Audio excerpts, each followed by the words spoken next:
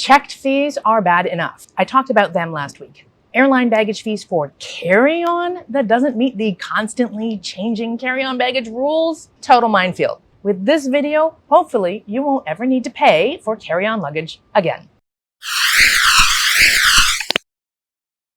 With airlines losing luggage like it's loose change, more and more people are opting to travel ultralight with carry-on luggage only.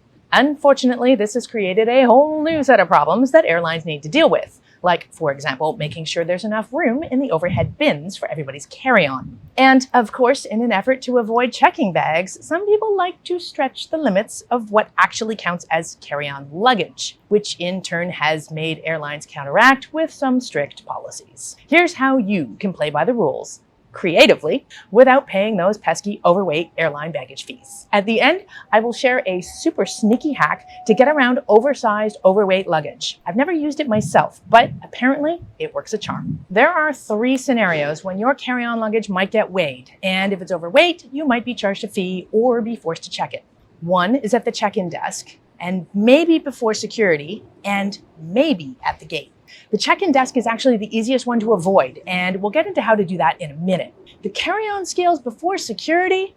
Now, that was something new to me last year. I was leaving on a 4-month trip with carry-on only, and I was feeling pretty smug about my slightly overweight carry-on luggage because I figured it wasn't going to get weighed because I was using one of the check-in kiosks at the airport to print my boarding pass. As long as I wasn't at the check-in counter with the big luggage scales, I figured I'd be in the clear, right? Not so much. Apparently, I'm not the only person to think this. So in some airports that primarily use these check-in kiosks, there is now somebody standing at the end of the entrance hall before you go through security. This person who worked for the airline stopped me and asked to see my boarding pass. No problemo, I thought. They're just checking boarding passes to make sure somebody doesn't unwittingly go through the wrong security lineup. Then she asked me to put my bag on the scale beside her. Luckily for me, she evidently didn't like her job, nor did she think weighing carry-on luggage was a particularly good idea. So she let me pass through anyway, even though I was a couple of kilos overweight. But this does prompt my first tip for avoiding overweight carry-on baggage fees, and that is to know the carry-on baggage rules. Airline policies for carry-on luggage weight limits vary, but some of the stricter ones include Air Canada, American Airlines, British Airways, Delta, United Airlines, Lufthansa, and Qantas.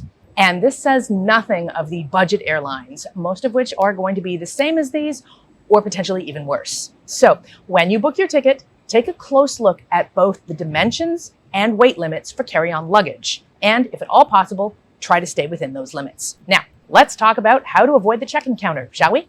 Because it's still pretty rare that there's somebody weighing bags before security. So if you can get through the check-in process without having your bags weighed, you're most likely to be in the clear. The first way to avoid the check-in counter is to travel with carry-on luggage only. If you have to check a bag, the person at the baggage drop counter is going to weigh your checked bag, but they may also ask you to put your carry-on luggage on the scale. If you're interested in learning some carry-on packing tricks, check out my episode on how to pack a carry-on suitcase in the description.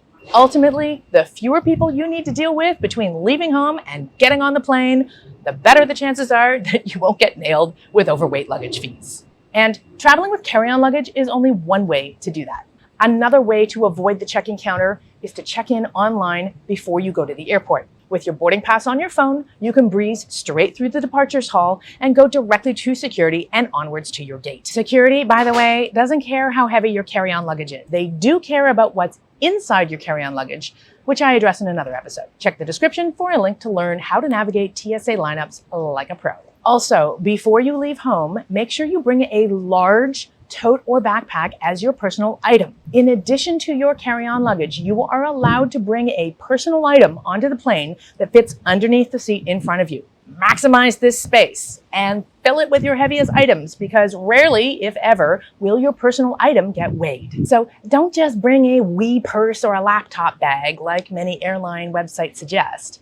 Look at the personal item dimensions on the website and bring the largest bag you possibly can. Even if you don't fill it to capacity, it's nice to have the extra space in case your carry-on bag does get weighed and you need to reallocate some items, or in case you pick up a few things at your destination that you want to bring home with you. Now, let's say you get to the airport and you can't avoid the check-in counter or the airline sentinel before security. What do you do if your carry-on is overweight?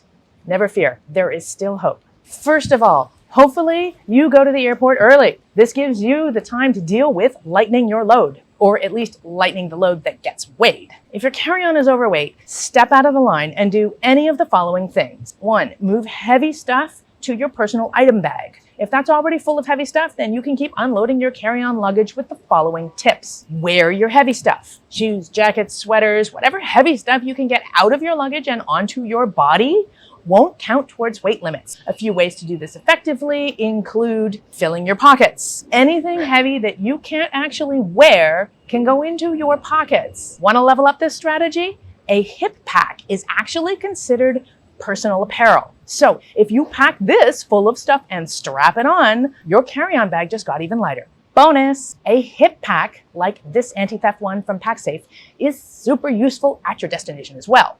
The trick is to actually wear it as a hip pack instead of as a sling when you're checking in. It's more low profile that way, and with slings being all the rage these days, some airline staff might try to call it a purse and not personal apparel. It's a real fine line. Also, if you are traveling with checked luggage and that's under the weight limit, then consider taking some of the heavy stuff out of your carry-on and switching it for some lighter stuff in your checked luggage. Along those lines, if you are traveling with somebody else whose bags are under the weight limit, consider redistributing stuff between your bags collectively. Okay, here's my final carry-on hack that I've never done myself, but that could save you some hefty carry-on baggage fees. Ready?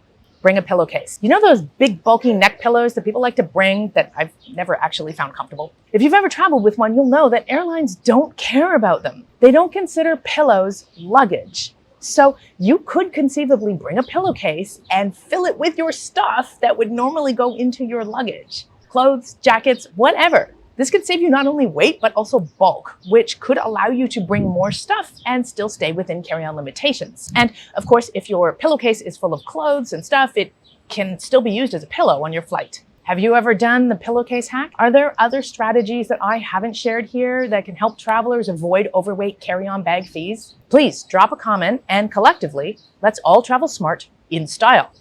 I'm Nora Dunn, aka the Professional Hobo, and thanks for watching. With